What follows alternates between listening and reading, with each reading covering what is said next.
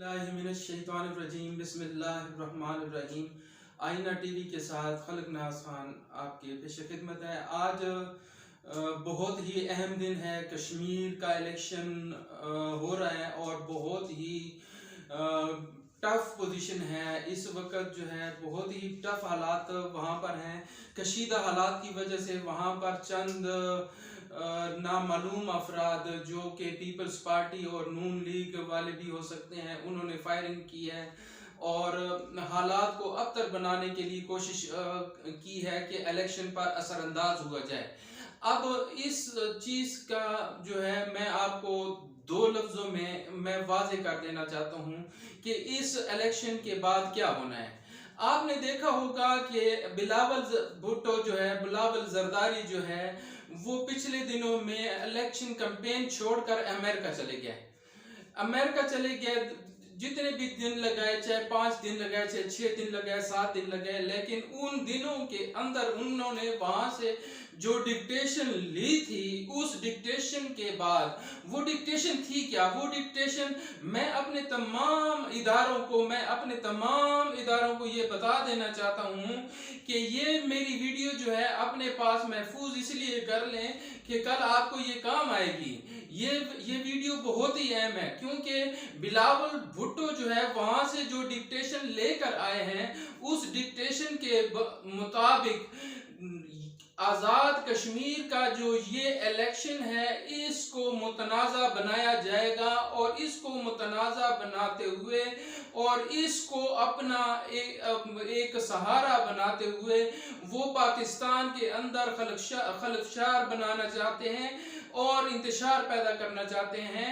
और इंतशार की क्या तरीक़ेकार हैं? वो ये तरीक़ेकार हैं कि पहले पंजाब असेंबली पर हमला किया जाएगा, फिर पंजाब असेंबली तोड़ने की कोशिश की जाएगी और फिर पंजाब असेंबली के बाद जो है वो कौमी असेंबली की तरफ आएंगे, क्योंकि इधर जहांगीर तरीन साहब जो है वो भी अपनी आदतों से बाज नहीं आ रहे। और दूसरी तरफ देखा जाए तो टाइमिंग बहुत ही अहम है। इधर अमेरिका ने डिक्टेशन दी बिलावल भुट्टो को, बिलावल भुट्टो पाकिस्तान आए और उसी वक्त उससे अगले ही रोज जो है ये अफगान मुशीर जो है ये जाकर, जो कि अफगान मुशीर वो वाला अफगान मुशीर जिसने पाकिस्तान के खिलाफ नाजेबा अल्फाज इस्तेमाल किए थे और पाकिस्तान पर बहुत से इल्जामात लगाए थे और पाकिस्तान ने ये ऐलान किया था कि इस शख्स से किसी सूरत में भी कहीं भी मुलाकात नहीं की जाएगी, ना ही फौज का कोई आदमी और ना ही फौज का इदारा इससे मुलाकात करेगा, ना ही सिविल हुकूमत का कोई नुमाइंदा इससे मुलाकात करेगा। इस पर मुकम्मल पाबंदी थी। तो ये शख्स जो है, ये जो मुशीर है, ये जाकर वो गद्दार वतन जो है नवाज शरीफ, उससे मिला। क्यों मिला? उस गद्दार से इनको क्या उम्मीद थी? उस गद्दार से ये उम्मीद थी कि ये वो गद्दार था जिसने पुलवामा अटैक जो है वो पाकिस्तान पर उसका इल्जाम पाकिस्तान पर डाला और दूसरा जो है वो अजमल कसाब वाला जो वाकया था वो भी उसका भी जिम्मेदार उन्होंने वहां पर खड़े होकर पाकिस्तान का वजीर आज़म होते हुए उन्होंने पाकिस्तान की तरफ इशारा किया कि ये पाकिस्तान का भेजा हुआ बंदा था। जब उनको पता चला कि इस मुल्क में नवाज शरीफ जैसा गद्दार मौजूद है और इनकी पैरवी करने वाली जमात जो है वो भी पाकिस्तान में मौजूद है, तो क्यों ना जाकर इससे मुलाकात की जाए और इस तीली से पाकिस्तान में आग लगाई जाए। और इन्होंने वही काम किया और उस नवाज शरीफ को भी ये टास्क दिया गया कि आपने आज़ाद कश्मीर का जो इलेक्शन है उसको मुतनाज़ा बनाना है। और उसको मुतनाज़ा बनाने के पीछे दो चीज़ें कार फरमा है। एक तो जो मकबूजा कश्मीर में इलेक्शन होते हैं तो पाकिस्तान कहता है कि इसमें धांधली हुई है और कठपुतली हुकूमत आई है। उस इंतखाबात के बारे में मुख्तलिफ जगहों पर, मुख्तलिफ मकामात पर कौमी पाकिस्तानी अक़वाम जो है, पाकिस्तानी लोग जो हैं, पाकिस्तानी जो हैं उस पर इतराज़ उठाते हैं। तो उनका मतलब ये है कि जब ये वाले इलेक्शन मुतनाज़ा हो जाएंगे तो हम कह सकेंगे कि मकबूजा कश्मीर के में तो इनको इतराज था, तो अब आज़ाद कश्मीर जो इनके जेर तसल्लुत आता है, ये जेर निगरानी आता है, उसमें इलेक्शन जो है वहां भी धांधली हुई है।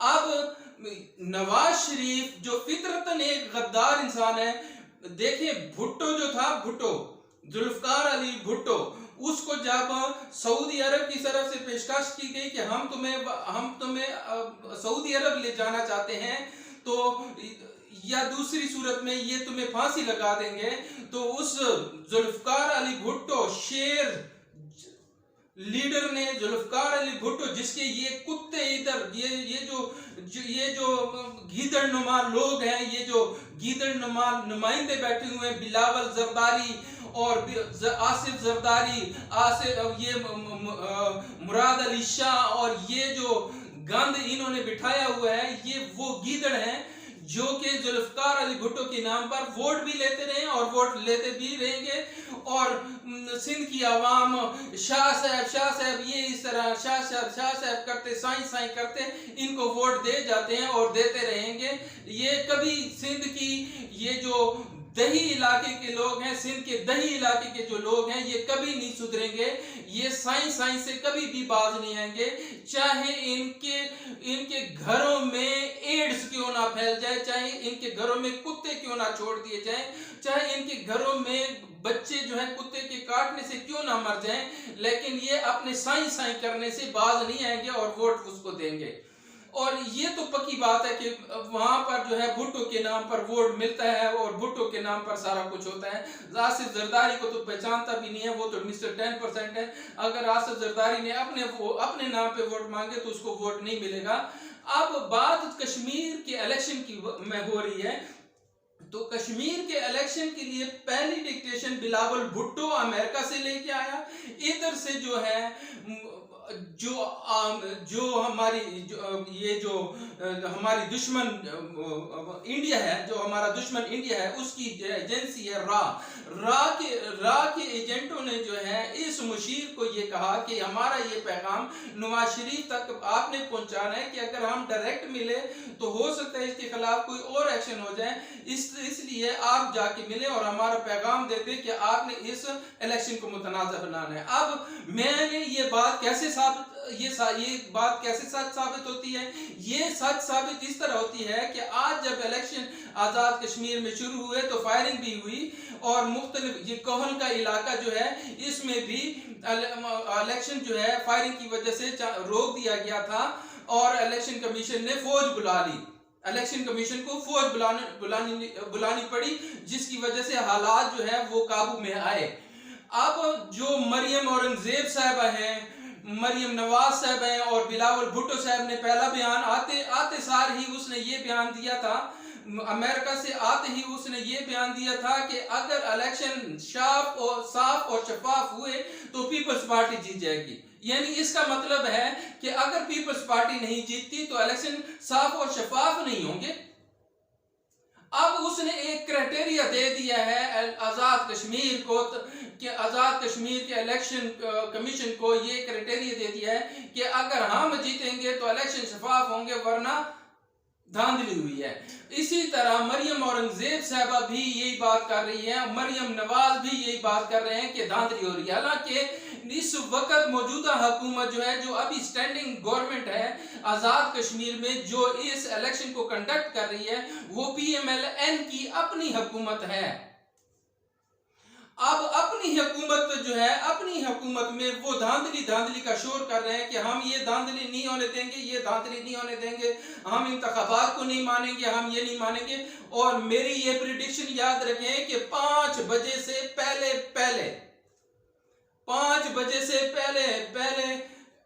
दोनों जमातें, पीपल्स पार्टी और नून लीग, दोनों ये कहेंगी कि इलेक्शन में धांधली हुई है, हमारे पोलिंग एजेंटों को अंदर नहीं छोड़ा गया, फार्म ये नहीं मिला, फार्म बे नहीं मिला, फार्म जीम नहीं मिला। ये वेला जो है वो शुरू कर दिया जाएगा 5 बजे से पहले, क्योंकि इनको अपनी शिकस्त का पता है। अब देखिए ना, एक पीपल्स पार्टी है वो 8 नशिस्तों से खड़ी है। अब वो जीत भी जाए तो वो आजाद कश्मीर में हुकूमत नहीं बना सकती। नून लीग 12 नशिस्तों से पे खड़ी है, टोटल 45 नशिस्तें हैं। आजाद कश्मीर के अंदर 36 नशिस्तें हैं और जो कि महाजरीन हैं उनकी 12 नशिस्तें हैं, टोटल 45 नशिस्तें हैं। ये जो 45 नशिस्तें हैं इसमें 12 और 8 इसका तनासब अगर 12 की 12 नून लीग को दी जाए और 8 की 8 पीपल्स पार्टी को भी दे दी जाए फिर भी हुकूमत नहीं बना सकते। लेकिन इनका जो वाविला है वो साफ जाहिर कर रहा है कि वो इलेक्शन जीतने या हारने के बारे में नहीं सोच रहे, वो इस बारे में सोच रहे हैं कि किस तरीके से हंगामे खड़े किए जाएं। आप ये मुलाकातें भी देख रहे हैं कि ये किस तरीके से ये मुलाकातें जारी हैं। ये मुलाकातों का जो नतीजा है वो इस सूरत में आएगा और बिलावल भुट्टो और नून लीग जो अभी तक एक दूसरे को गालियां निकालते आ रहे हैं, अब इस एजेंडे पे आ जाएंगे कि आजाद कश्मीर भी हाथ से निकल गया, गिलगित बल्तिस्तान पहले हाथ से निकला है, पाकिस्तान का इलेक्शन भी हाथ से निकला। ऐसा ना हो कि अब ये हो जाए, अब इसमें इंतशार पैदा करने की कोशिश की जाएगी। और मेरी तमाम इदारों से ये अपील है और कभी कभी मैं ये इस बात का इजहार मैं करना चाहता हूँ, बुरा नहीं मनाए, कोई भी बुरा इसलिए ना मनाए कि हर पाकिस्तानी को हक है कि वो अपने खदशात का इजहार तो करे ना।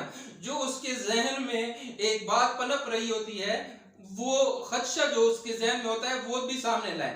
देखिए मरियम नवाज जो है वो और उसका बाप नवाज शरीफ, ये दोनों फौज के इदारे के इस्टेब्लिशमेंट के पीछे मुख्तलिफ किस्म की प्रोपेगेंडे करते रहे, यहाँ इवन के मुख्तलिफ किस्म के इल्जामात लगाते रहे, लेकिन इनको हाथ नहीं डाला गया, इनको खुली छूट दी गई। यही नवाज शरीफ था जो कि जीटी रोड पर जाते हुए ये जो 10 जज थे इनके खिलाफ जो अल्फाज इस्तेमाल किए, उसके बाद मेरी ये सोच थी कि इसको गिरफ्तार कर लिया जाएगा, लेकिन ऐसा नहीं हुआ। अब मैं दोनों इदारों पर बहुत ज्यादा मुझे शुबा हो रहा है, दोनों इदारों पर शुबा हो रहा है, क्या ये लाडला है?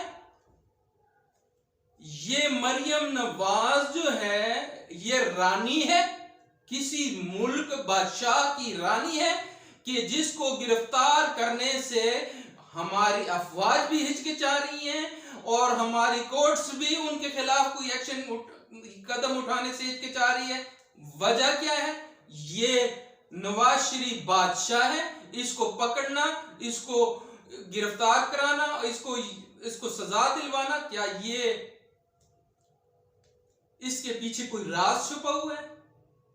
क्या फौज में ऐसे कोई जर्नैल हैं, फौज के अंदर कोई ऐसे जर्नैल मौजूद हैं जो इनके लिए नरम गोशा रखते हैं, जो के वक्तन फवक्तन कमर जावेद बाजवा से कहते हैं कि नरमी नरमी नरमी, हमारी वजह से इनको छोड़ दिया जाए? क्या ऐसा है? कोर्ट्स में भी इसी तरह हो रहा है, कोर्ट्स में भी इसी तरह हो रहा है।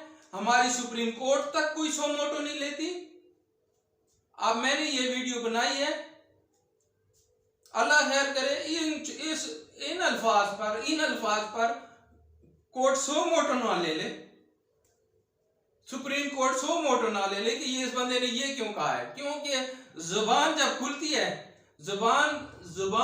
खुलती है तो इंसान अपने जज्बात बाहर निकालता है। तो मैं अपने जज्बात बाहर निकालते हुए ये कहता हूं कि हमारे इदारे जो हैं, इस्टेब्लिशमेंट और सुप्रीम कोर्ट, उनमें वो क्या सोच रहे हैं इन दोनों के बारे में, मरियम और नवाज शरीफ के बारे में क्या सोच रहे हैं, क्यों उसे बाहर जाने